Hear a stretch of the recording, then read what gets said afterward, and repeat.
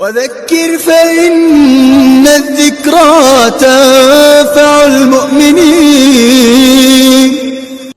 مولانا مفتی عبدالقیوم عتیق صاحب بظاہری کا ہر اتوار کو بعد نماز مغرب درس قرآن ہوگا، انشاءاللہ خود بھی سنیں اور عمل کریں اور ثواب کی نیت سے دوسروں کو بھی شیئر کریں۔ الحمد للہ رب العالمین والصلاة والسلام علی اشرف الانبیاء والمرسلین وعلى آلہ وصحبہ اجمعین، اما بعد۔ سورة البروج مکیہ۔ بسم اللہ الرحمن الرحیم۔ والسماء ذات البروج واليوم الموعود وشاہد ومشہود قتل اصحاب الاخدود النار ذات الوقود اذ هم عليها قعود وهم على ما يفعلون بالمؤمنين شهود وما نقموا منهم إلا أن يؤمنوا بالله العزيز الحميد الذي له ملك السماوات والأرض والله على كل شيء شهيد إن الذين فتنوا المؤمنين والمؤمنات ثم لم يتوبوا فلهم عذاب جهنم ولهم عذاب الحريق إن الذين آمنوا وعملوا الصالحات لهم جنات تجري من تحتها الأنهار ذلك الفوز الكبير صدق اللہ العظیم۔ محترم ناظرین اور سامعین کرام، سورۃ البروج کی کچھ آیتیں اس وقت تلاوت کی گئی ہیں۔ اس سورت کا ایک شان نزول ہے، صحیح مسلم نے اس کو ذکر فرمایا ہے۔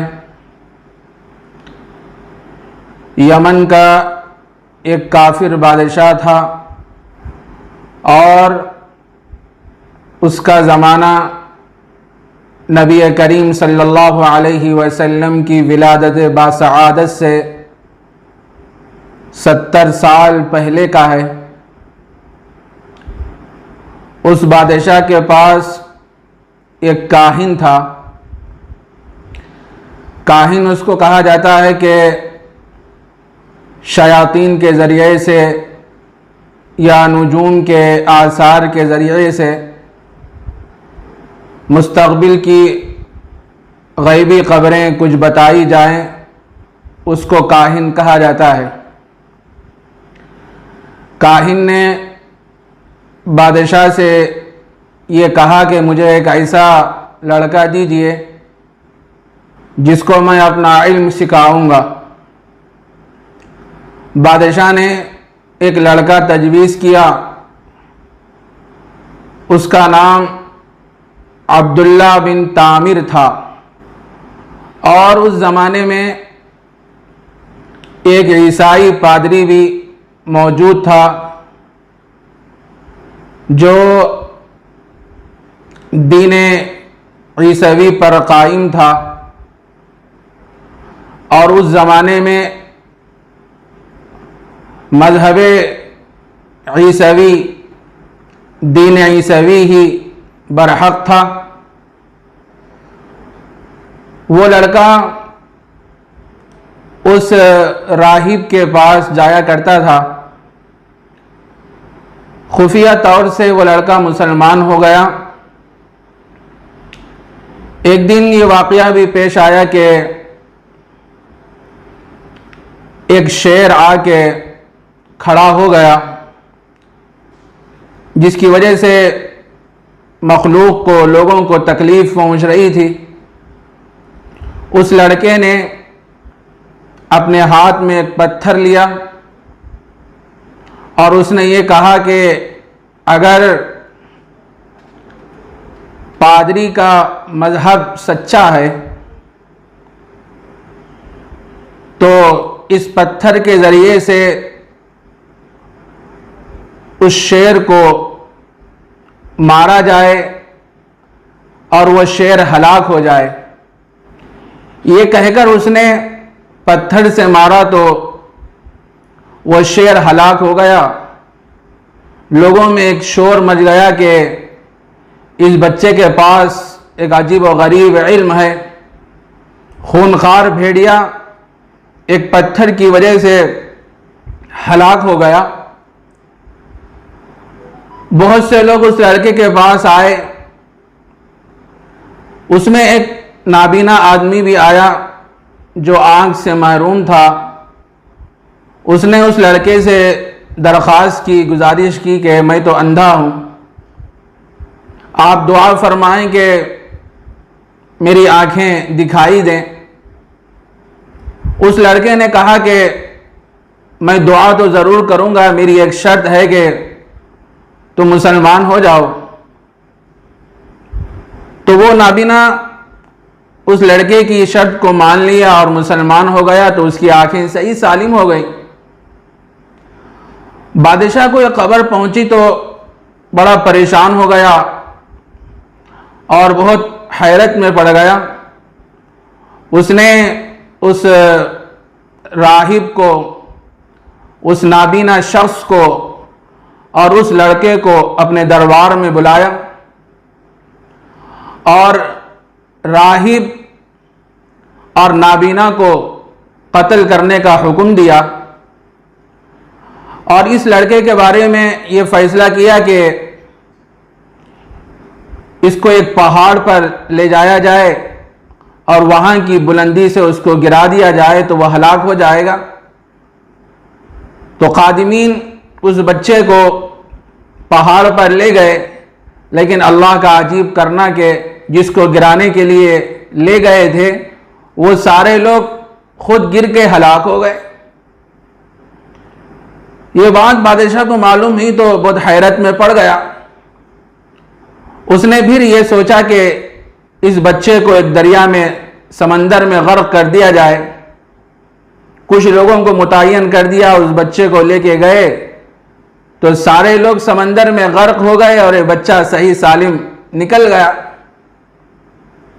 اور بھی حیرت میں پڑ گیا بادشاہ۔ اس کے بعد وہ لڑکا خود بادشاہ سے کہنے لگا کہ تم بسم اللہ کہہ کر مجھے مارو تو میں ہلاک ہو جاؤں گا، مر جاؤں گا۔ تو بادشاہ بسم اللہ کہہ کر مارا تو وہ لڑکا مر گیا، ہلاک ہو گیا۔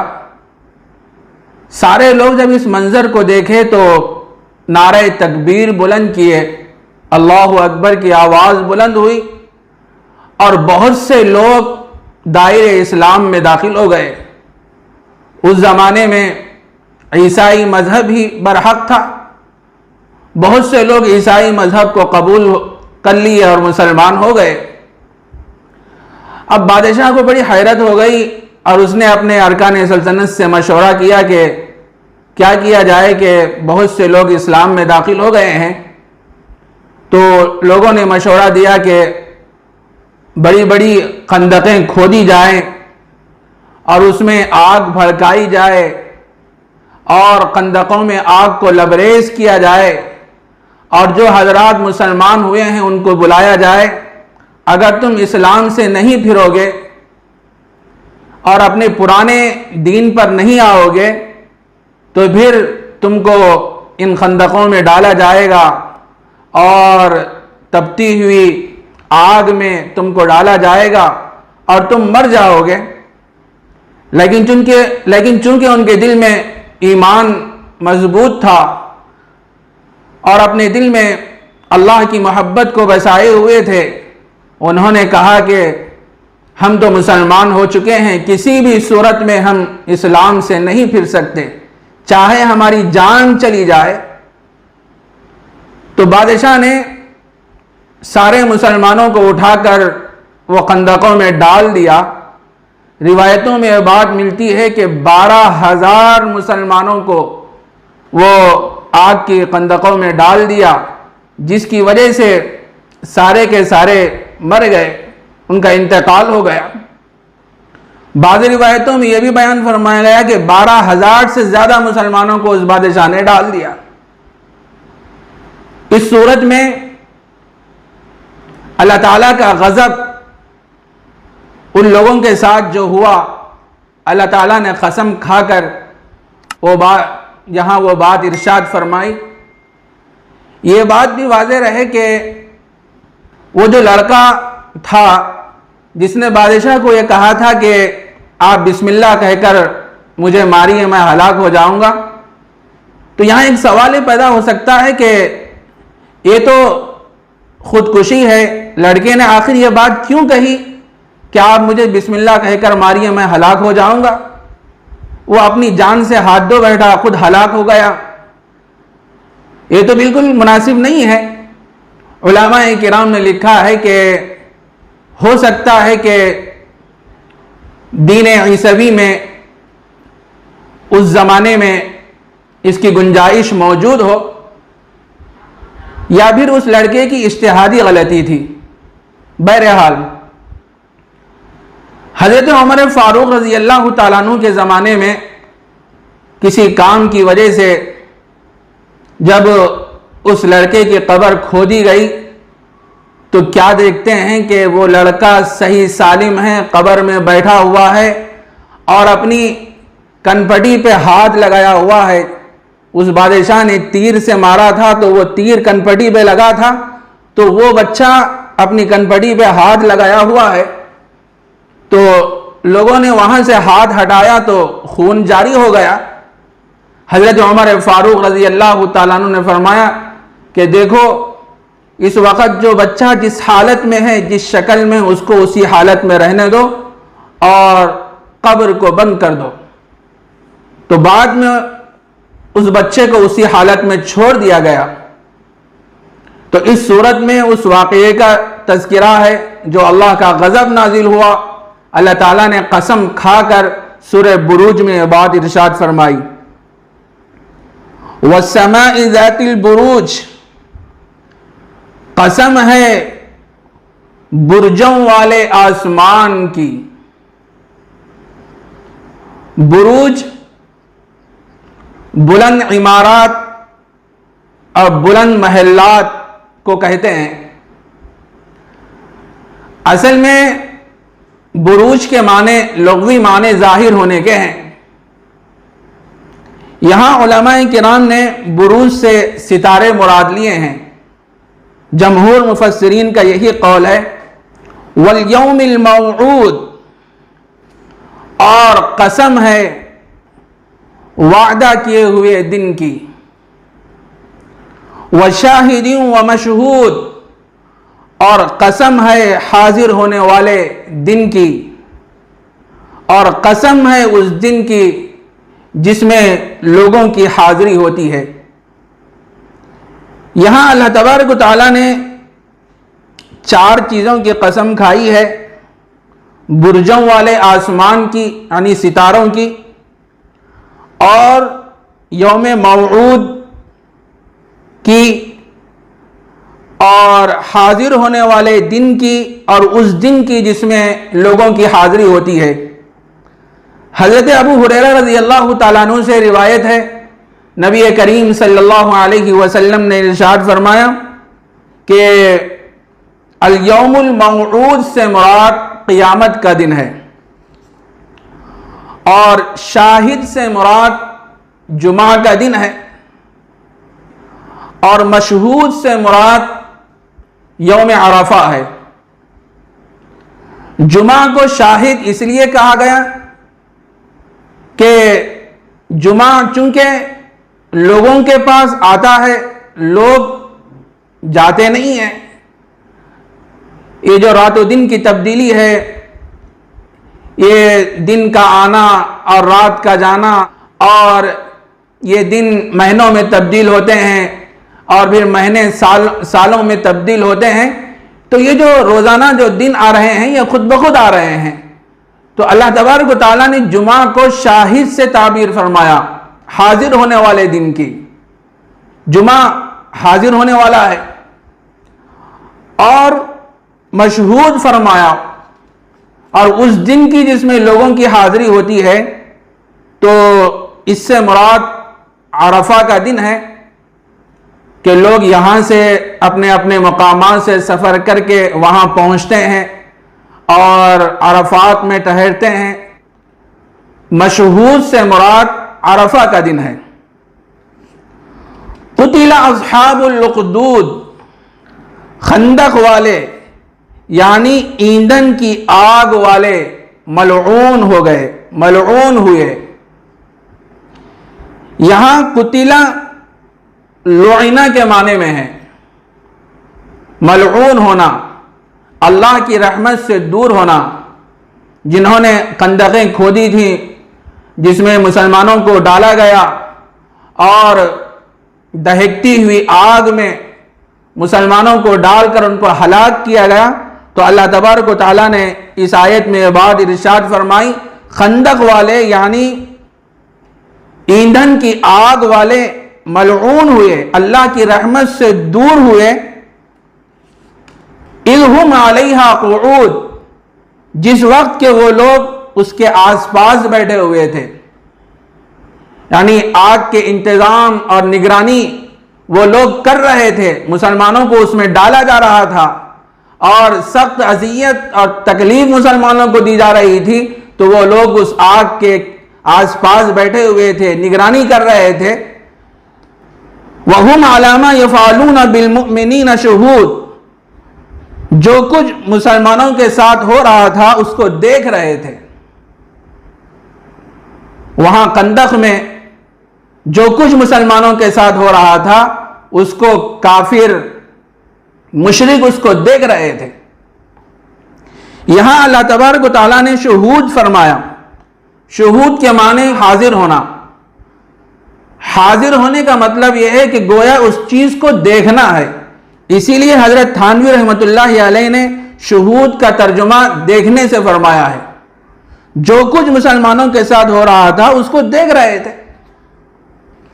وَمَا نَقَمُوا مِنْهُمْ إِلَّا أَن يُؤْمِنُوا بِاللَّهِ الْعَزِيزِ الْحَمِيدِ، ان کافروں نے مسلمانوں میں کوئی عیب نہیں پایا بجز اس کے کہ وہ اللہ پر ایمان لائے تھے۔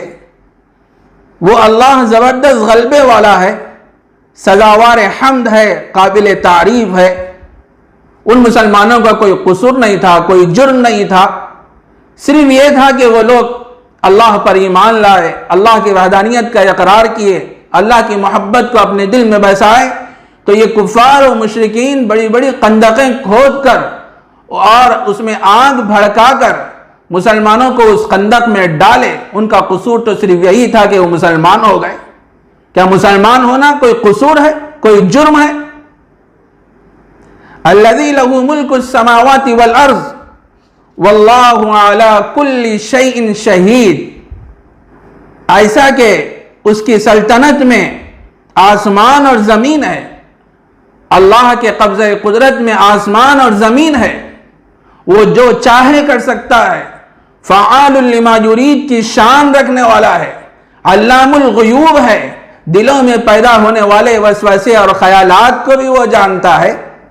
واللہ علی کل شیء شہید، اللہ تعالیٰ ہر چیز سے واقف ہے، کون کیا عمل کر رہا ہے۔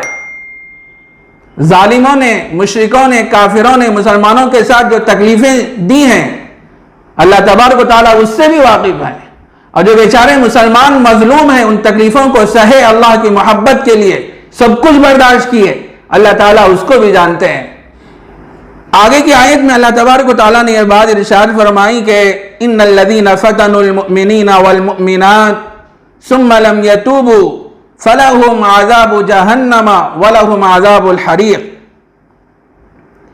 بلا شبہ جن لوگوں نے مومن مردوں اور مومن عورتوں کو تکلیف پہنچائی، ثم لم یتوبوا، پھر وہ لوگ توبہ نہیں کیے، فلہم عذاب جہنم، ان کے لیے جہنم کا عذاب ہے، وَلَهُمْ عَذَابُ الْحَرِيقِ، اور ان کے لیے جلنے کا عذاب ہے۔ یہاں پر اللہ تبارک و تعالیٰ نے یہ بات ارشاد فرمائی کہ جنہوں نے مسلمانوں کو مومنین کو اور مومنات کو تکلیف پہنچائی، تکلیف پہنچانے کے بعد بھی وہ نادم نہیں ہوئے، توبہ نہیں کیے، اور تو ایسے لوگوں کے لیے جہنم کا عذاب ہے، وَلَهُمْ عَذَابُ الْحَرِيقِ، اور ان کے لیے جلنے کا عذاب ہے۔ تو وَلَهُمْ عَذَابُ الْحَرِيقِ یہ دوسرا والا جملہ عذاب جہنم کی تاکید کر رہا ہے۔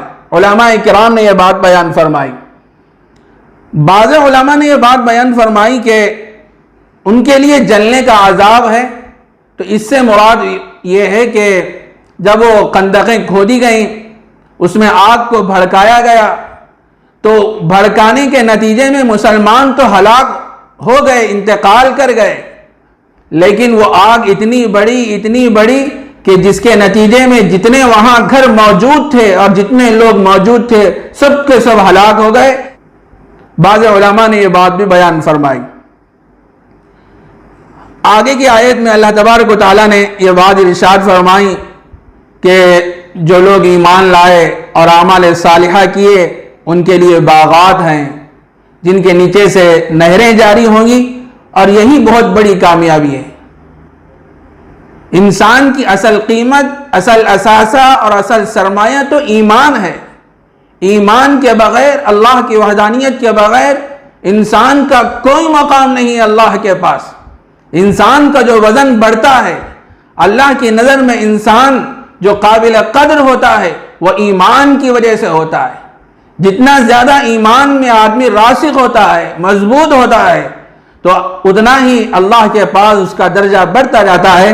تو اللہ تبارک و تعالیٰ نے اس آیت میں بعد ارشاد فرمائی، ان الذین آمنوا، جو لوگ ایمان لائے، وعملوا الصالحات، اور اچھے عمل کیے، ان کے لیے باغ ہیں، باغات ہیں جن کے نیچے سے نہریں جاری ہوں گی۔ ذالک الفوز الکبیر، اور یہی بہت بڑی کامیابی ہے۔